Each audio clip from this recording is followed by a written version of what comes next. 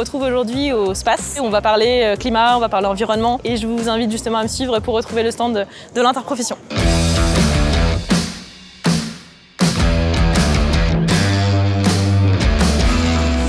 Est-ce que tu aurais 2 petites minutes pour nous présenter un petit peu les éléments de contexte et le pourquoi on est là? Avec ce SPACE.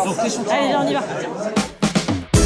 Le SPACE, c'est un salon professionnel agricole de l'élevage en plein cœur de territoire laitier entre la Normandie, la Bretagne, les Pays de la Loire. Et il est absolument fondamental qu'une interprofession qui ait nos contacts des acteurs de la filière pour qui finalement on travaille au quotidien et pour mettre en valeur l'ensemble des démarches de progrès et tout ce qu'apporte la filière laitière sur l'ensemble des territoires et notamment ici en Bretagne.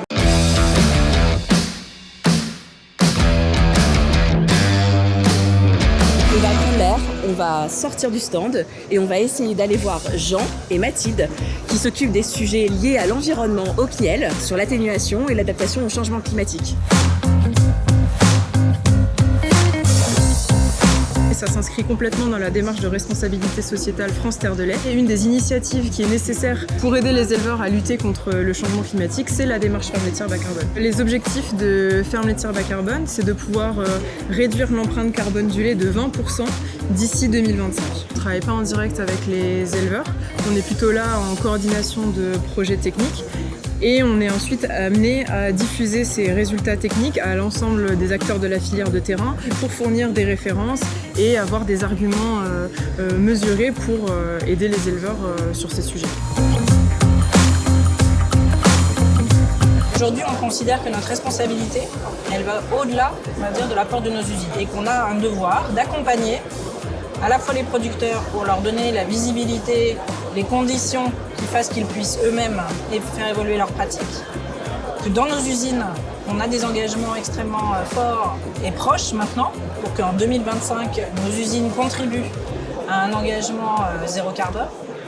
Et enfin, sur toute la partie aussi transport, à travers des partenariats type Fret 21 et autres, avec nos partenaires distributeurs, on puisse également agir. Pour s'adapter au changement climatique, on parle un peu d'un triptyque fourrage, bâtiment, animal, à la fois avec les aspects génétiques, pouvoir travailler sur l'adaptation des animaux pour qu'ils puissent mieux résister à la chaleur, réfléchir à comment pouvoir avoir des fourrages en quantité suffisante, en qualité suffisante et toute l'année pour les animaux. Et sur l'aspect bâtiment, il y a un enjeu à pouvoir fournir des recommandations à la filière sur comment adapter des bâtiments pour que les vaches souffrent moins du stress thermique. Bon, sans les éleveurs au CNIEL, on ne ferait pas grand-chose. Donc on retourne au stand et on va rencontrer Guylain de Viron et Luc Verhaeghe. Allez, c'est parti.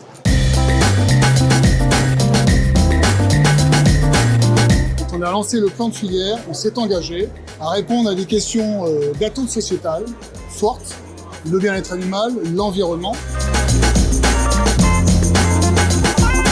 Le changement climatique, très concrètement, on avait déjà eu un petit aperçu en 2003.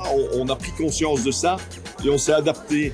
On a installé des grands ventilateurs dans notre stabulation pour essayer de diminuer tant que faire se peut la température pour que les vaches souffrent moins. On adapte aussi l'alimentation. Et une année comme 2022, on a eu quelques coups de chaud et on a mieux passé le cap qu'en 2003 parce qu'on était mieux préparé. On va retrouver Jean-Baptiste Dolé, du coup, chef de service environnement de l'Institut de l'élevage qui arrive et je vais voir s'il a quelques minutes à nous consacrer.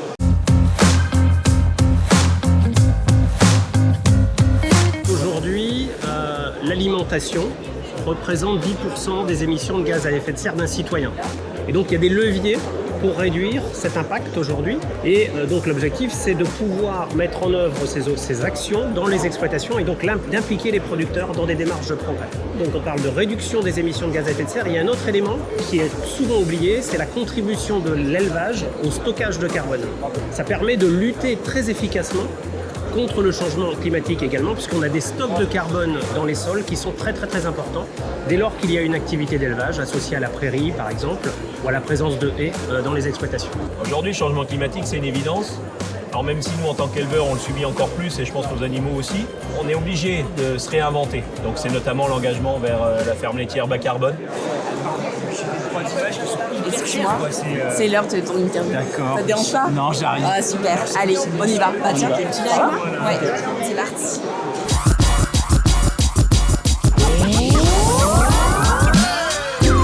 le secrétaire général du Sud-Ouest. Alors le Sud-Ouest, c'est l'interprofession laitière, Bretagne, Pays de la Loire. Donc on est la section régionale du CNIEL pour la Bretagne et les Pays de la Loire.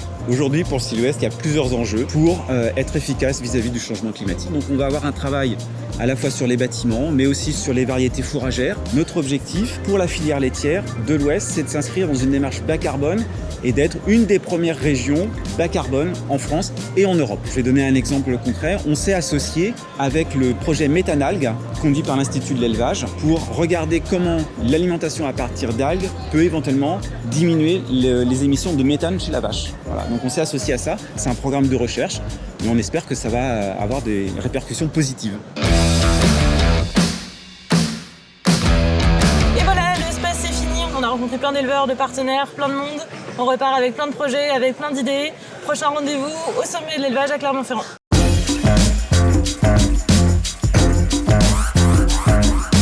Alors bonjour à tous, on est à la Grande Halle d'Auvergne, à Cournon, à côté de Clermont-Ferrand. On va faire un focus sur l'attractivité qui est un de nos sujets phares et prioritaires dans la filière laitière. Renouveler les générations, que ce soit du métier d'éleveur jusqu'au métier de la transformation. Et c'est ce qu'on va découvrir ensemble. Suivez-moi. On va aller voir Jean-Michel Javel, qui est le président du CRIEL Alpes Massif Central, et on va discuter avec lui justement de toutes ces questions, renouvellement, attractivité, et comment on rend nos métiers du lait plus séduisants pour la jeune génération. Aujourd'hui, on est à la croisée des chemins par rapport au renouvellement des générations. Qu'est-ce qui va se passer si on ne fait rien? C'est la valeur économique de notre territoire qui risque de diminuer. Moins de production, moins d'entreprises laitières, aussi bien des grands groupes que des PME et des petites coopératives. Donc on s'est dit il faut qu'on impulse un certain nombre de dynamiques. Et à travers un fonds collectif, on a créé Charte d'avenir bovin-lait qui va travailler sur 3 items. La vie sociale, c'est-à-dire le remplacement pour les jeunes agriculteurs. Le management qu'on peut accompagner, il y a des méthodes. Et puis la qualité du lait qui reste quand même la base du métier de producteur de lait. Avoir du lait de qualité pour faire des produits d'exception.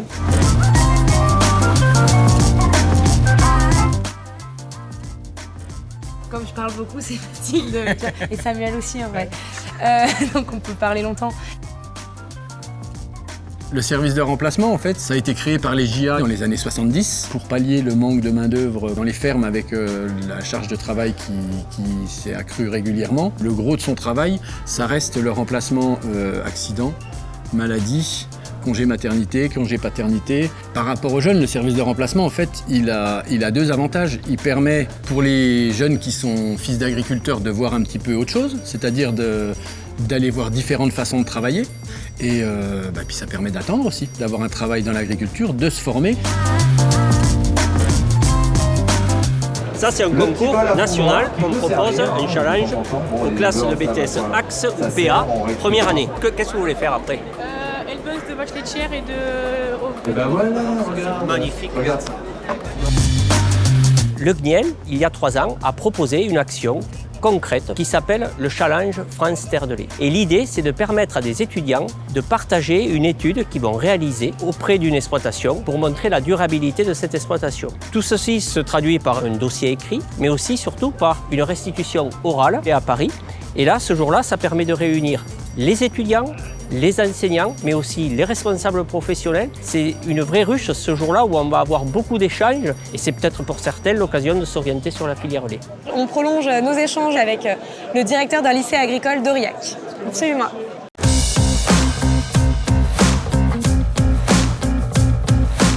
Bon, vous avez l'accent chantant. Oui, mais que l'accent. Le premier capital d'une nation comme d'une entreprise, ce sont les jeunes.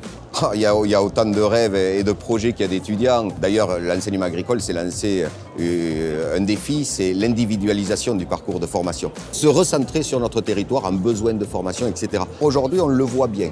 Il y a des secteurs d'activité qui, dans nos établissements, sont en grande perte de vitesse. L'industrie agroalimentaire en fait partie. En parallèle, on voit d'autres formations, notamment sur la transformation en produits laitiers ou produits fermiers, qui est en train de saturer.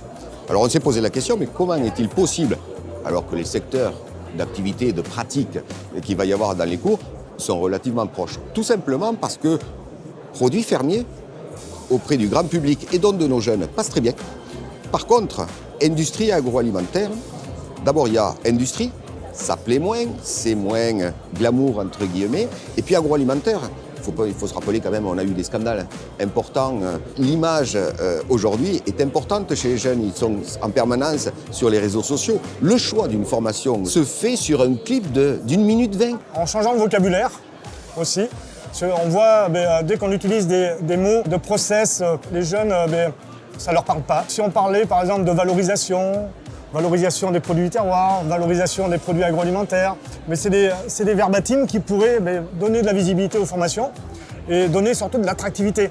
Je vais reprendre les mots célèbres du général de Gaulle à Londres, il faut que les jeunes parlent aux jeunes. Voilà.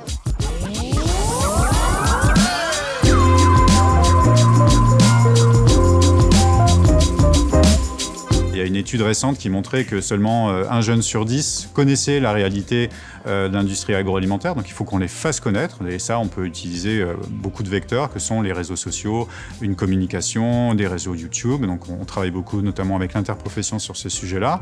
Et ensuite, il faut également pouvoir montrer par des témoignages, on va dire, incarnés par des jeunes ou des moins jeunes, la réalité de ces métiers, les capacités de progression qu'on a dans les carrières, la bonne rémunération aussi qu'on peut proposer dans ces métiers-là, les ajustements qu'on peut faire entre vie personnelle et vie professionnelle, afin de leur permettre de montrer que certes on est à des exigences de production industrielle, mais qu'on peut aussi avoir des dimanches, des soirées et une vie de famille équilibrée. Il faut rappeler que c'est la première industrie de France, devant d'autres secteurs. 16 000 entreprises, on rayonne à travers le monde parce qu'aussi on est ancré dans notre identité. C'est aussi ça l'industrie agroalimentaire. C'est des PME, des TPE dans les territoires ou des unités qui sont à taille humaine et qui fabriquent, on va dire, des produits laitiers qui sont aussi la fierté de notre gastronomie et qui rayonnent à travers le monde.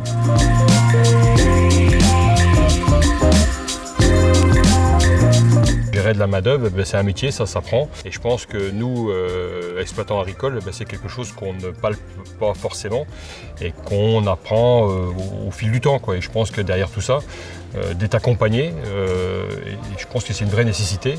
Moi, à titre personnel, j'ai été accompagné avec du tableau dynamique, avec des indicateurs. Et ça, je pense que c'est quelque chose que j'ai découvert.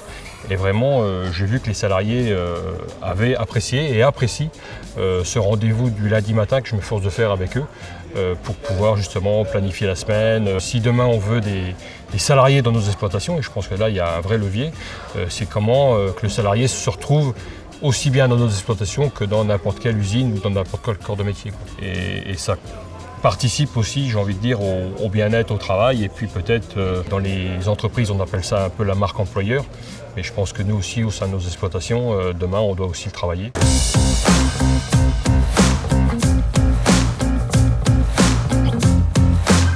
L'édition 2022 du Sommet de l'élevage touche à sa fin. C'était 4 jours intenses, riches en rencontres avec les professionnels et tous les acteurs du secteur laitier. On se retrouve très prochainement au Salon des Mers, fin novembre. Merci à tous, à bientôt.